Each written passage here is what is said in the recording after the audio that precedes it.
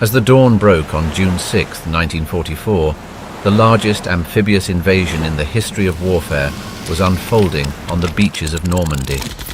An armada, the likes of which the world had never seen, amassed off the French coastline, poised to crack open Hitler's fortress Europe. Known now to history as D-Day, it was a pivotal moment that would change the course of the Second World War. Thousands of brave men from the Allied forces stormed the heavily fortified beaches, their hearts filled with courage and determination. They faced down a wall of German firepower under the command of Field Marshal Erwin Rommel.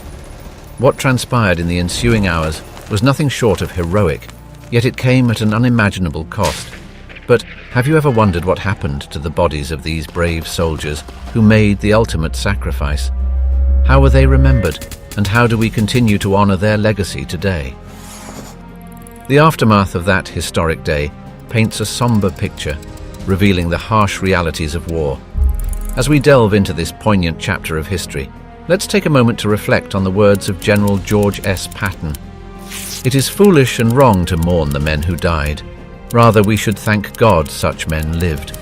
Join us as we explore the untold stories of Normandy, shedding light on the sacrifices made and the legacies left on those hallowed shores. Welcome to the diary of Julius Caesar. Beneath the shadows, the intricate chess game of D-Day's planning and preparation. In the quiet calm before the storm of June 6, 1944, an elaborate dance of strategy and subterfuge was taking place.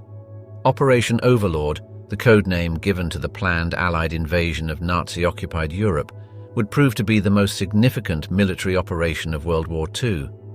But what's particularly intriguing is the intricate planning and preparation, a strategic chess game that was played out in the shadows leading up to the historic D-Day. While we often think of this day in terms of the beaches of Normandy, the troops storming ashore, the deafening cacophony of gunfire and explosions, we must also remember that a significant part of the D-Day operation occurred well before the boots even hit the sand. This is a story that pivots around some of the best-kept secrets of the era and a bold gambit that sought to deceive the indomitable German forces. The architect behind this grand design was General Dwight D. Eisenhower, Supreme Allied Commander. With meticulous attention to detail and absolute necessity for secrecy, he oversaw the organization of what was to be the largest amphibious invasion in history. But what added an extra layer of complexity was the need for deception, and this is where Operation Bodyguard comes into play. Operation Bodyguard was an elaborate series of deceptions designed to keep the Germans guessing about the when and where of the Allied invasion. The name itself was chosen from a Winston Churchill quote who emphasized, "In wartime, truth is so precious that she should always be attended by a bodyguard of lies." A remarkable figure who emerges from this shadowy world of intrigue was Spanish intelligence officer Juan Pujol Garcia, better known by his codename Garbo. This master of deception had a fake network of spies, and he fed the Germans a constant stream of misinformation. Most notably, he managed to convince the Germans that a major attack was planned at Pas-de-Calais rather than Normandy, and even after D-Day, had them believe that Normandy was just a diversion, thereby keeping valuable German forces away from the actual battleground. Simultaneously, a faux army was being built in England, complete with inflatable tanks and plywood aircraft. Known as the Ghost Army, its sole purpose was to further convince German intelligence that the assault would occur at Pas-de-Calais. All of this was part of the Grand Illusion, a deadly masquerade intended to misdirect the Axis powers. Even the BBC was involved, broadcasting coded messages to the French resistance. Innocuous phrases like, "The long sobs of the violins of autumn," had profound meaning, signaling the resistance to commence sabotage activities against railway lines, hampering German response to the invasion. The careful planning also extended to the gathering of crucial geographical data. Prior to the invasion, there was a desperate need for detailed maps of Normandy. In an unusual act of citizen espionage, the British War Office issued an appeal to the public for holiday pictures or postcards of the French coast. Thousands of images poured in, providing the Allies with invaluable topographical details that influenced the planning. Ingenuity amidst the inferno, pioneering tech and innovations of D-Day. A pivotal element of the Allies' successful invasion on D-Day was not just the courage of the soldiers or the meticulous planning, but the bold innovations and technological advancements that emerged during this desperate hour of need. From Mulberry Harbours to Hobart's Funnies, from the humble yet transformative Higgins boat, these marvels of engineering played critical roles in ensuring the monumental mission's success. Picture this: it's 1944, and you are Major General Percy Hobart, assigned the task of addressing the multitude of problems facing the invasion force. Traditional tanks were unsuitable for the unique challenges the troops would encounter during the Normandy landings. In response, Hobart developed a range of specialized armored vehicles, famously referred to as Hobart's Funnies. This collection of ingenuities included the Crab, a tank equipped with a spinning cylinder of chains that detonated mines before the tank reached them. There was also the Aviara, Armored Vehicle Royal Engineers, a modified Churchill tank carrying a powerful mortar for demolishing fortifications. These strange yet effective vehicles formed an essential part of the beach landing efforts, overcoming obstacles, clearing pathways, and providing much-needed cover for the advancing infantry. Yet, what was to be done about the issue of transporting men, machines and materials across the English Channel and unloading them at Normandy, where established ports were heavily defended? Enter the Mulberry Harbours. These temporary portable harbours were one of the most extraordinary feats of military engineering. Two artificial harbours, each comprising of floating roadways and pierheads, were towed across the English Channel in sections and assembled off the coast of Normandy. This monumental achievement enabled the offloading of an astonishing amount of supplies: 2.5 million men, 500,000 vehicles, and 4 million tons of goods, contributing greatly to sustaining the invasion force.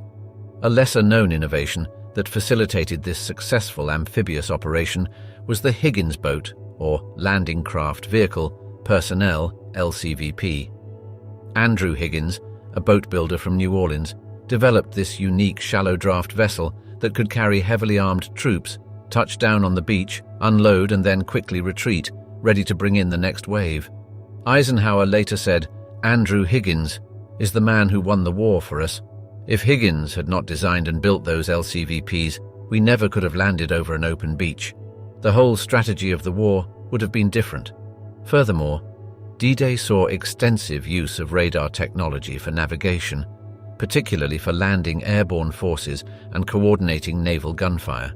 One such system was G, a British navigation system that provided grid coordinates to aircraft, allowing them to navigate even under poor visibility conditions.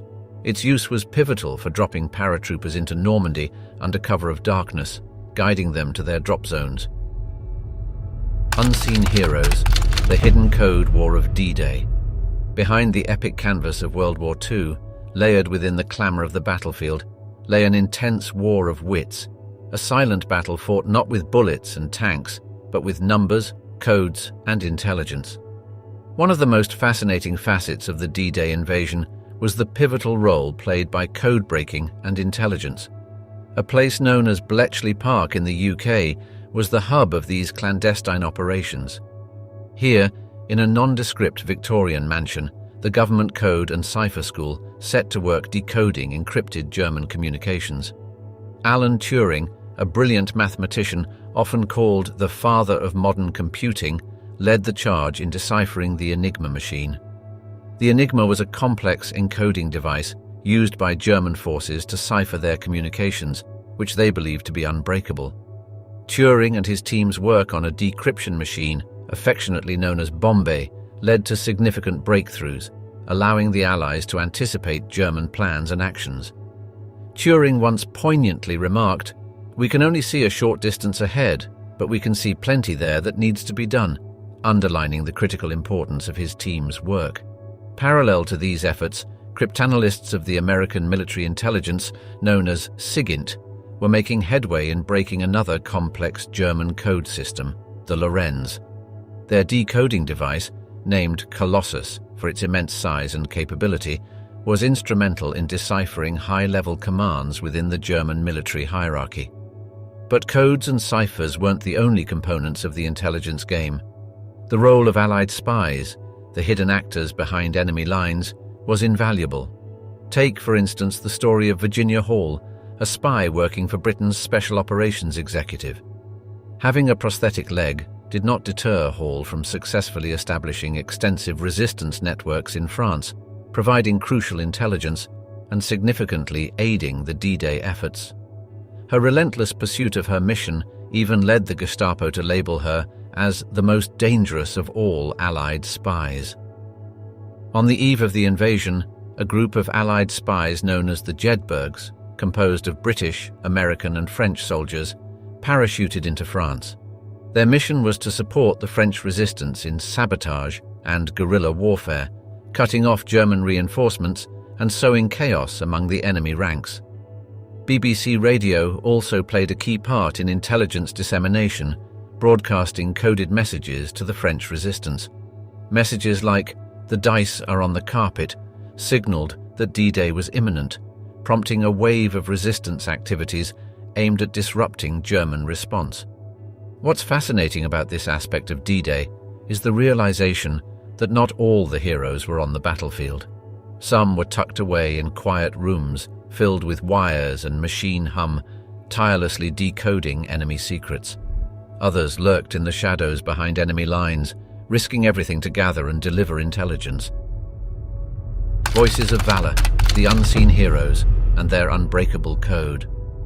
As dawn broke on June 6, 1944, the world held its breath as the greatest seaborne invasion in history commenced. Amidst the courage, valor, and sacrifice of that day, an invisible battle was being waged in the airwaves by a group of unique warriors, the Navajo Code Talkers.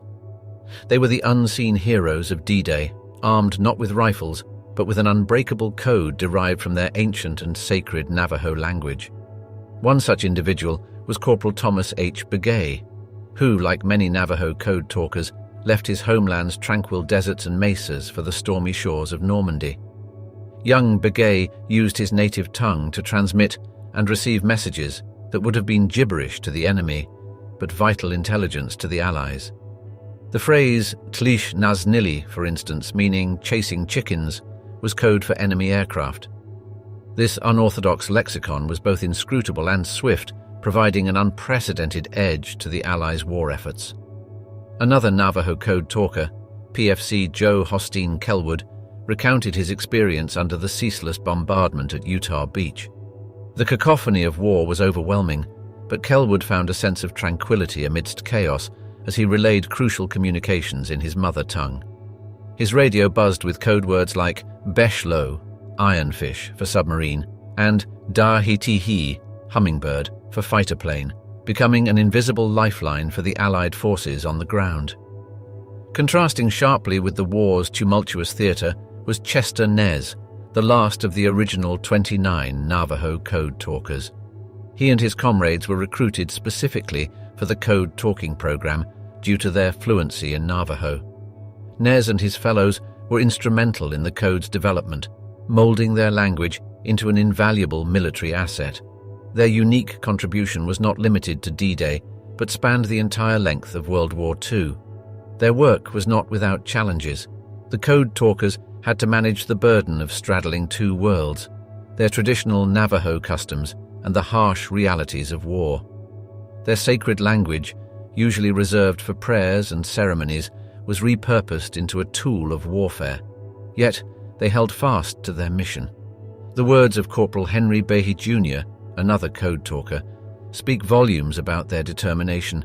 In the name of freedom and justice, our sacred Navajo language was used to help win World War II.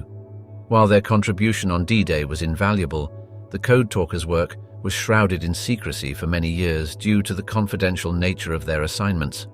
Only decades later, in 1968, were their efforts declassified and their story revealed to the world.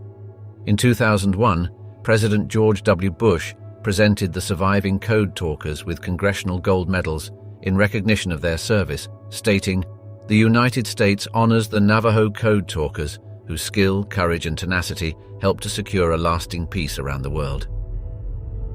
Storm before the storm, the meteorological miracle of D-Day. Even in the grand theatre of war, Mother Nature holds the final say. This became abundantly clear during the events leading up to D-Day, where weather forecasts played an instrumental role in determining the timing of the invasion. In the first week of June 1944, the volatile weather across the English Channel seemed to be in a dance with the nerves of the Allied command. General Eisenhower had initially chosen June 5th as the date of the invasion, a decision anchored to precise astronomical conditions. The goal was to coordinate the assault with a late rising moon and low tides to expose German beach defenses. But nature had other plans.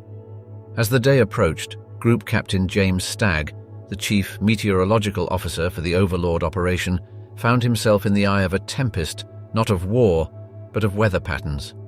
An incoming storm over the North Atlantic had the potential to thwart the meticulously planned invasion. Rough seas could endanger the landing crafts, low clouds could disorient airborne divisions, and the overall visibility would be compromised. On June 4th, under immense pressure, Stagg presented his forecast to Eisenhower and his top advisors. He predicted severe weather conditions for June 5th, a dangerous environment for an invasion. Based on this forecast, Eisenhower made a daunting decision to postpone D-Day.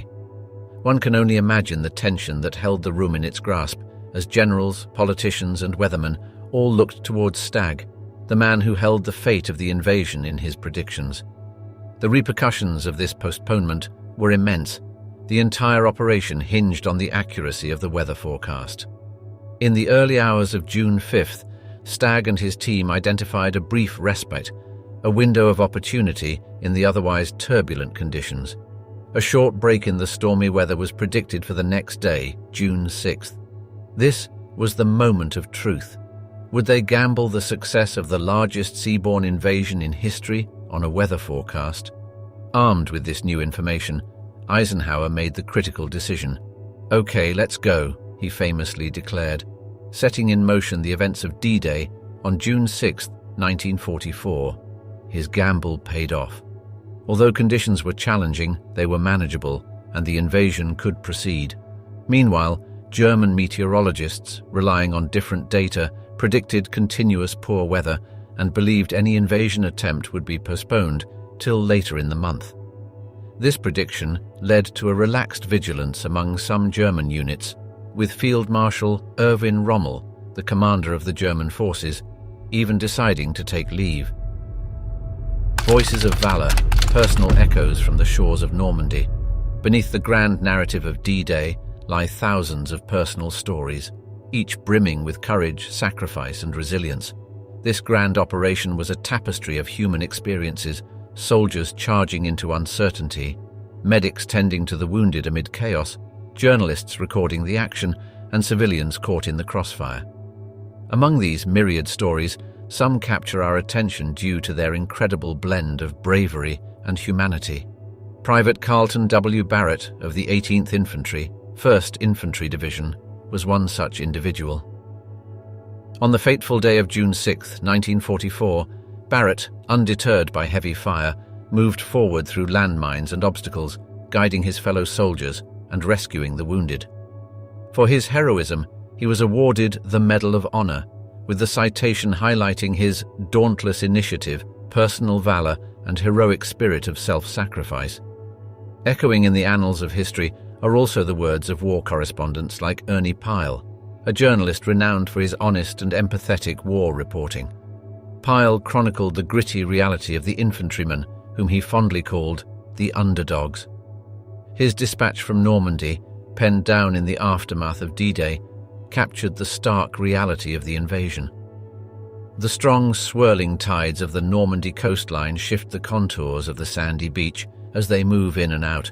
They carry soldiers' bodies out to sea, and later they return them to the beach, he wrote, capturing the heartbreaking scene. Within this theatre of war, medics served as the vital lifeline for wounded soldiers. Their experiences offer a unique perspective on D-Day. Frank B. Tout, Doc Maldin, a medic with the 29th Division, landed on Dog Green sector of Omaha Beach. Amid the pandemonium, he tirelessly tended to the wounded, using his ingenuity to turn discarded debris into stretchers. His undying spirit of service, even under fire, underlines the courage of those whose weapons were bandages and bravery. The invasion deeply affected the civilians living in Normandy, many of whom were displaced or directly impacted by the fighting. The diary of Madeleine Barrault, a resident of Paris, reveals the mixed feelings of the French populace. Fear of destruction was intermingled with the hope of liberation. She wrote, "We hear that the British have made a successful landing in Normandy. We must wait, hoping that soon we will be delivered from the nightmare." From sky to shore, the unsung heroes of the airborne operations. In the quiet early hours of June 6, 1944, the skies over Normandy began to hum with the droning engines of Allied aircraft. While the naval bombardment and beach landings often capture the collective memory of D-Day, the airborne operations that initiated the invasion remain an integral, albeit less heralded chapter in this historic saga. These airborne operations, conducted primarily by the paratroopers of the US 82nd and 101st Airborne Divisions and the British 6th Airborne Division, held objectives no less crucial than the beach landings.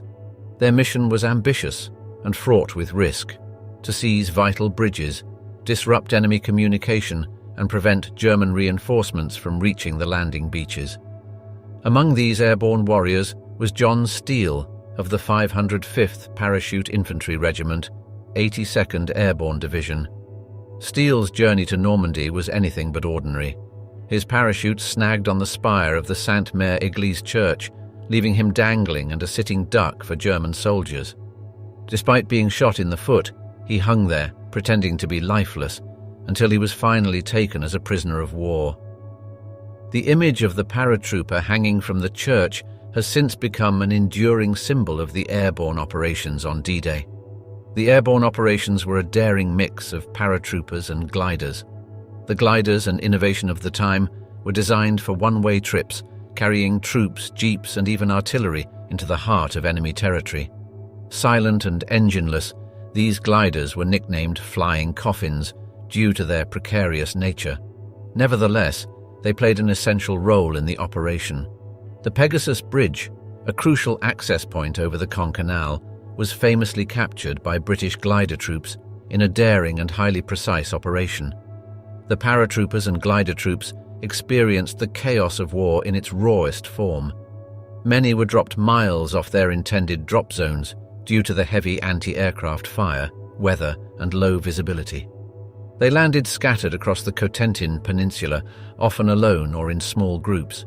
The words of Lieutenant Colonel Terence Otway, commanding officer of the 9th Parachute Battalion, encapsulate the essence of the challenge they faced.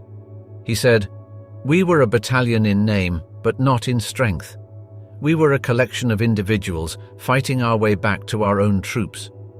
Yet, despite the adversity, these airborne soldiers adapted, improvising to complete their missions and playing a significant role in the eventual success of D-Day.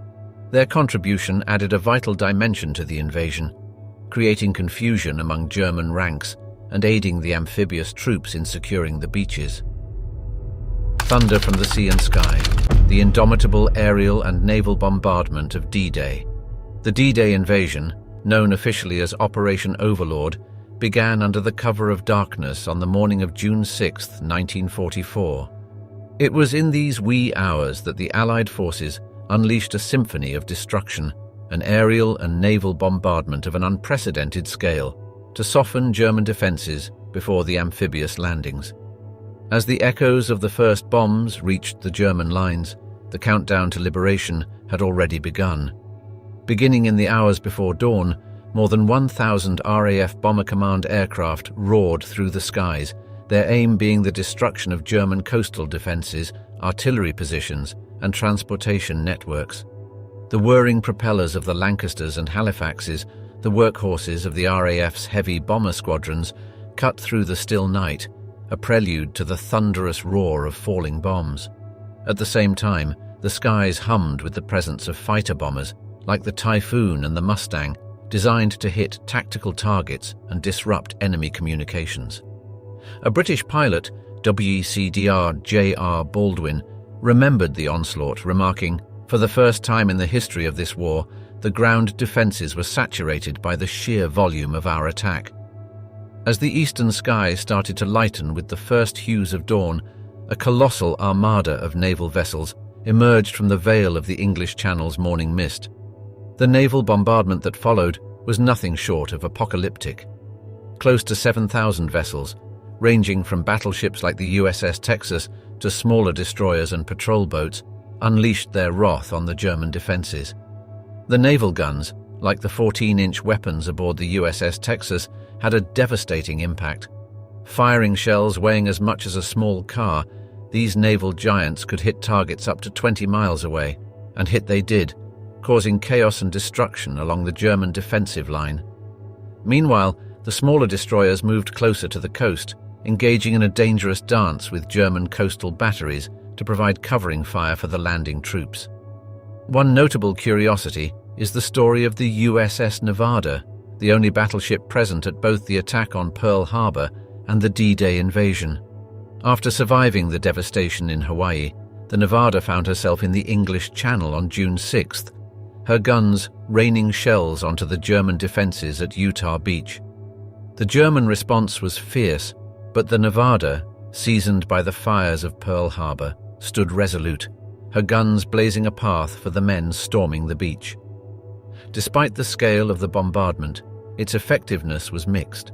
The heavy cloud cover and the need to avoid hitting the French civilian population limited the success of the aerial bombing. Similarly, while the naval bombardment did help in neutralizing many coastal defenses, the fortifications were far from completely destroyed by the time the landing crafts hit the beaches. However, the psychological impact of this display of firepower was immeasurable. The thunderous cacophony of the bombardment heralded the arrival of the liberating forces and sowed confusion and fear among the enemy. In the words of one German soldier, "When the naval bombardment started, we thought this is the end of the world."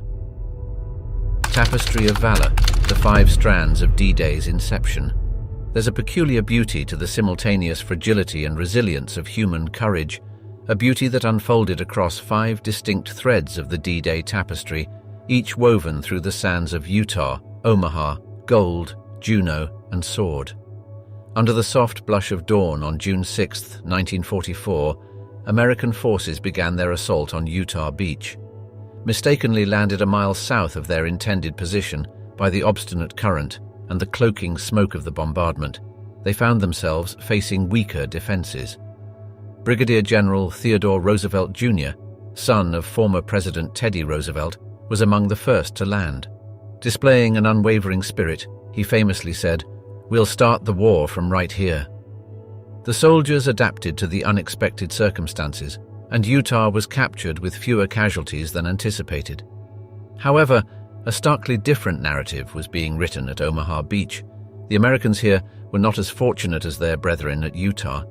Natural cliffs gave the German 352nd Infantry Division a vantage point for a merciless welcome. The pre-landing bombardment had been largely ineffective, leaving most defenses intact. The valiant American soldiers battled against this curtain of fire, and their struggle is immortalized in the famous quote by Colonel George A. Taylor, who rallied his men saying, "There are 2 kinds of people who are staying on this beach, those who are dead and those who are going to die. Now let's get the hell out of here."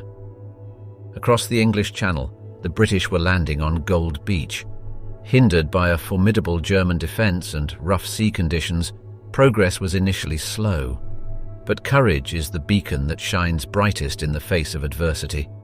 By day's end, the men of the 50th Infantry Division had advanced nearly 8 miles, the furthest of any landing force.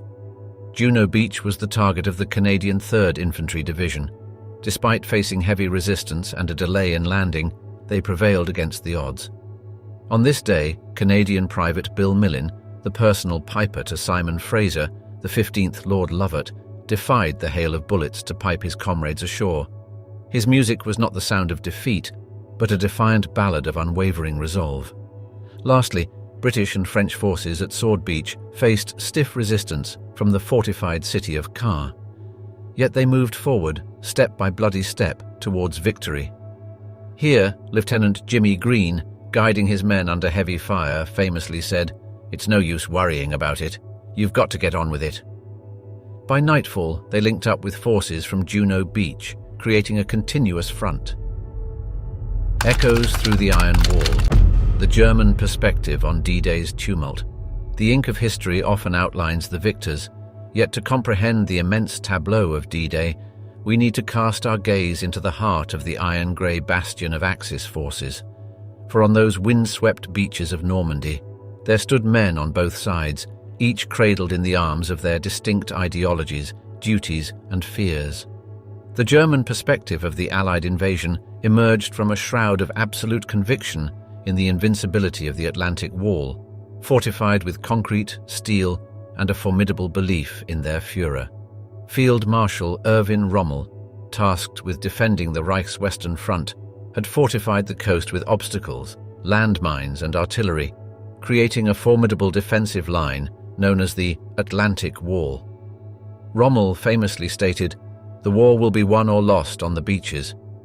For the German soldiers on those beaches, June 6, 1944, dawned with a sky ablaze, the deafening crescendo of bombs announcing the arrival of the longest day. German Lieutenant Werner Ziegler on Omaha Beach described it as a curtain of fire descending from the sky.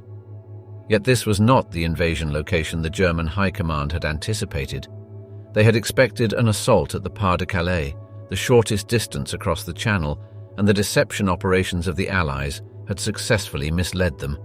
General Alfred Jodl, chief of the operations staff in the German High Command, later confessed, "The enemy achieved a tactical surprise with the landing.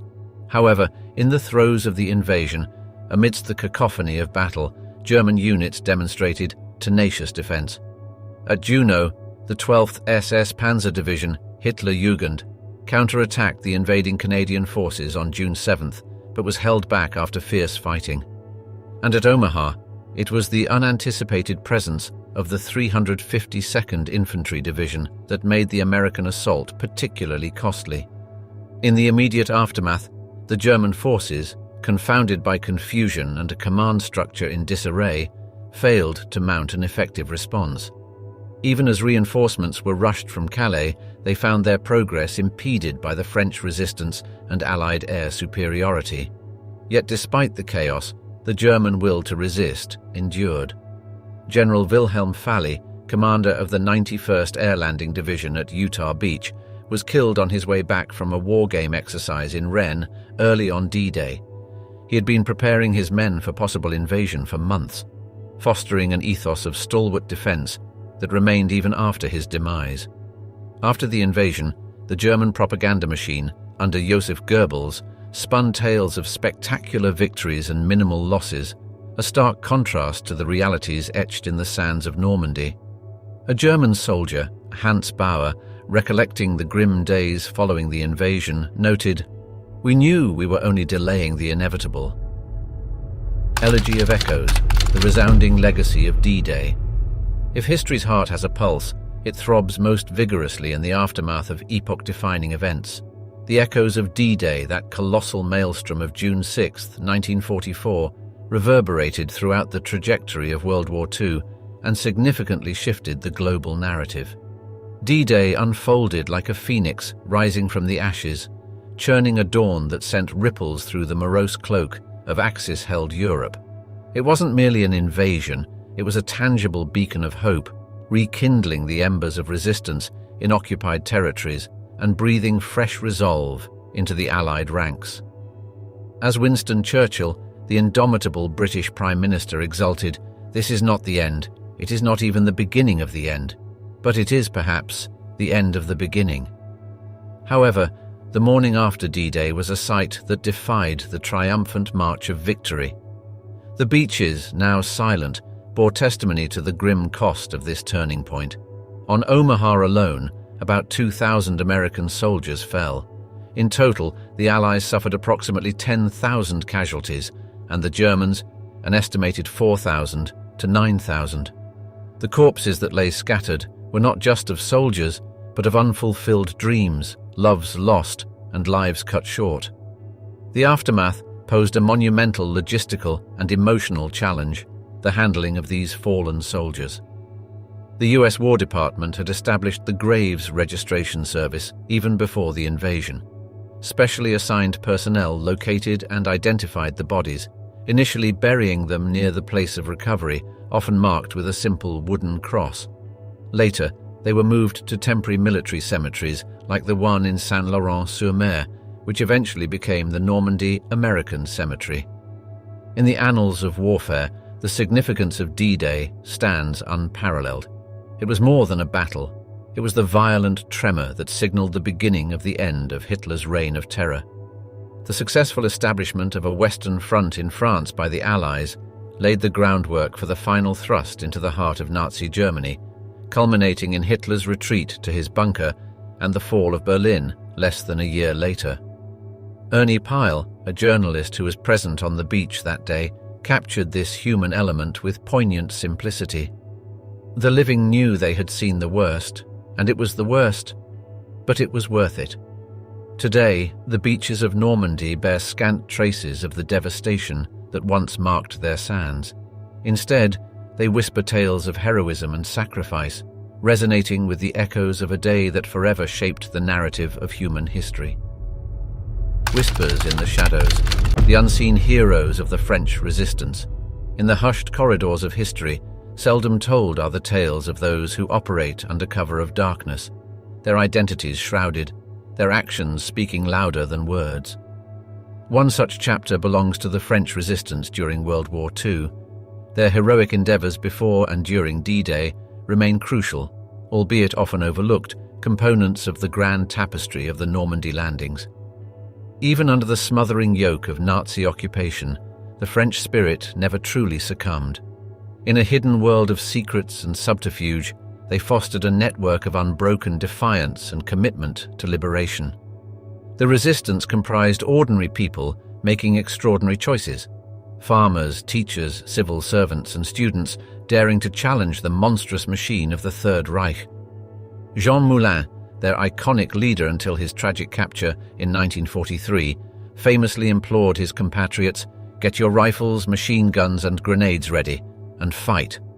The actions of the French resistance, strategic and symbolic, were numerous.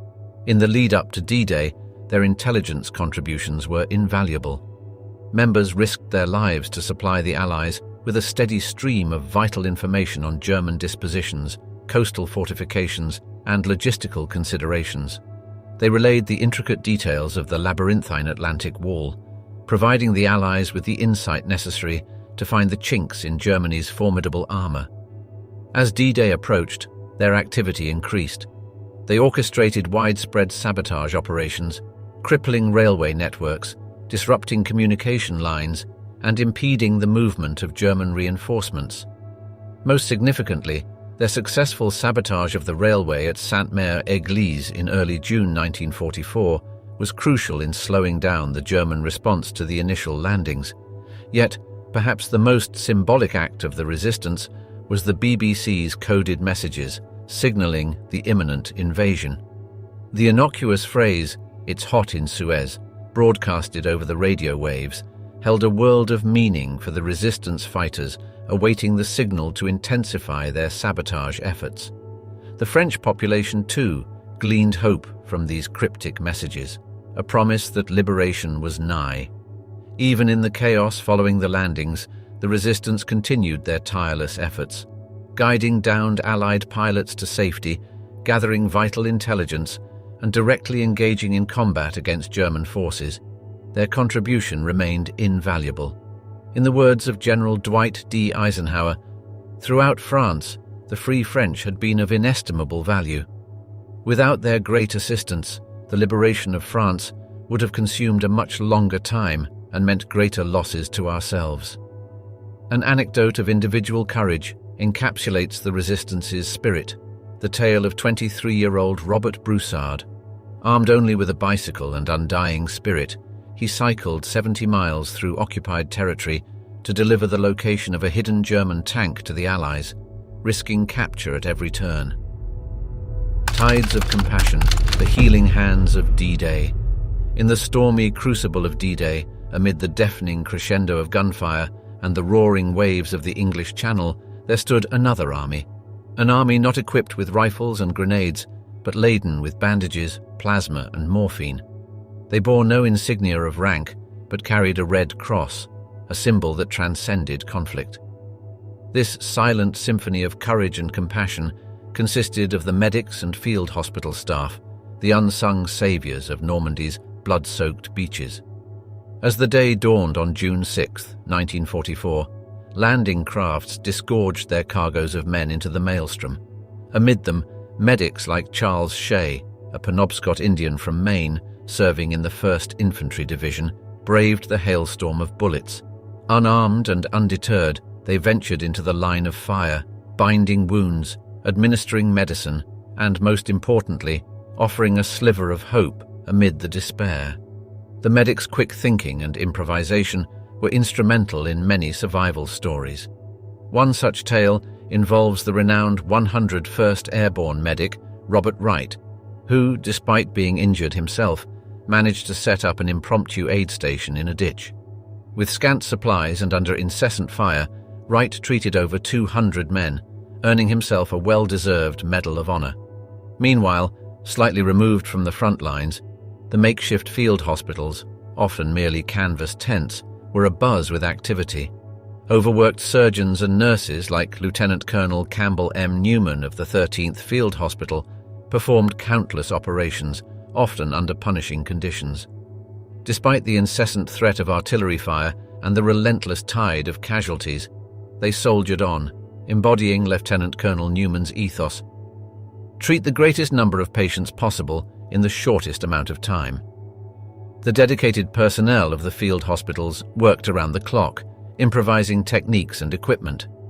The introduction of the new plasma package, a portable, dried plasma set, was a lifesaver. Lighter and easier to use than conventional blood transfusions, it enabled medics to quickly replace lost blood, dramatically improving survival rates. Yet, these heroes' contributions extended beyond the physical. They were the purveyors of reassurance, their soothing words, often as healing as their medical ministrations. A touching anecdote involves Private Desmond Doss, a medic and conscientious objector, who remained with the wounded on the front lines, refusing to seek safety. All night he administered aid, prayed with the soldiers, and, when possible, pulled them to safety. His ceaseless dedication and unyielding bravery, encapsulated in his simple phrase, "Just one more," earned him the everlasting respect of his comrades and the Medal of Honor. The medics and field hospital staff were, without doubt, the unsung heroes of D-Day. Their courage and dedication, their ability to stave off death amid the whirlwind of war, undoubtedly tipped the scales. General Omar Bradley, the 1st U.S. Army's commander, recognized this, stating, "Our medical services were worth many divisions." Echoes of valor, veterans' recollections and tributes to D-Day. As the years stretch into decades since the seismic event that was D-Day, the memories remain vivid in the hearts of the dwindling number of veterans who bravely embarked upon that perilous invasion. The importance of remembering, sharing stories, and honoring their fallen comrades has never waned, with memorials in Normandy acting as solemn tributes and tangible reminders of their courage and sacrifice. For those veterans who can, the journey back to Normandy has been a pilgrimage of sorts, an opportunity to stand once more on the beaches where history was irrevocably changed. They come not only to honor their fallen comrades, but also to find solace, to make sense of their memories, and to connect with others who share a similar history. One such veteran is Jim Radford, who, at just 15, served as a galley boy on a ship during the invasion. In 2019, 75 years after the invasion, he released The Shores of Normandy, a hauntingly beautiful ballad recounting his experiences. His poignant words remind us of the human cost of war and the sacrifices made by ordinary people thrust into extraordinary circumstances. Another veteran, David Teacher, a British airborne pathfinder, made his first return trip to Normandy in 1984, 40 years after D-Day. He expressed the profound emotion he felt, stating, "It's like coming home to a place where you've left something of yourself." Beyond personal pilgrimages, significant anniversaries have been marked with large-scale ceremonies at the various memorials across Normandy. These memorials, like the American Cemetery at Colleville-sur-Mer or the Juno Beach Centre, dedicated to Canadian forces, are places of quiet contemplation and respect. The Normandy American Cemetery holds an annual commemorative ceremony on June 6th, often attended by veterans and dignitaries from across the world. In 2014, on the 70th anniversary, President Barack Obama spoke at the ceremony, his words encapsulating the significance of the event. Omaha, Normandy. This was democracy's beachhead. Whenever the world makes you cynical, stop and think of these men. The Juno Beach Centre in Courseulles-sur-Mer, France, serves as both a memorial and an educational centre, dedicated to documenting and preserving the role of Canadian forces during World War II. Major Ross Richardson, who landed on Juno Beach on D-Day, expressed the importance of remembering we are the lucky ones and we must never forget our comrades who did not come home. The Pegasus Bridge Museum, near Caen, honours the British 6th Airborne Division, who executed a daring glider mission to capture the bridge in the early hours of D-Day. The original bridge is now a part of the museum, a stark physical reminder of the daring mission. And so we've journeyed through the sprawling canvas of D-Day, from the anticipation on the eve of June 6, 1944, to the battles that raged across the sands of Normandy. We've seen the strategy and chaos, the courage and sacrifice, the impact on the innocent, and the legacy that endures today. D-Day wasn't merely an event, but a tapestry woven from countless threads of heroism and tragedy, resilience and redemption. The actions of those who fought, like Lieutenant Richard Winters of Easy Company, the bravery of medics like Robert Wright and Kenneth Moore, and the resistance of civilians like Marta Cohn, collectively shaped our world, turning the tide of history itself. In the wise words of General Dwight D. Eisenhower, who led the operation, "The free men of the world are marching together to victory. I have full confidence in your courage, devotion to duty, and skill in battle. We will accept nothing less than full victory." And victory did come, but it was a victory tinged with the solemn knowledge of its cost. Thank you for joining us on this journey back in time. As we part ways, let us leave with a deeper understanding, a profound respect, and a silent promise to remember. For as long as the echoes of D-Day reverberate through the ages, we stand as custodians of its memory, honoring those who made the ultimate sacrifice for freedom's cause.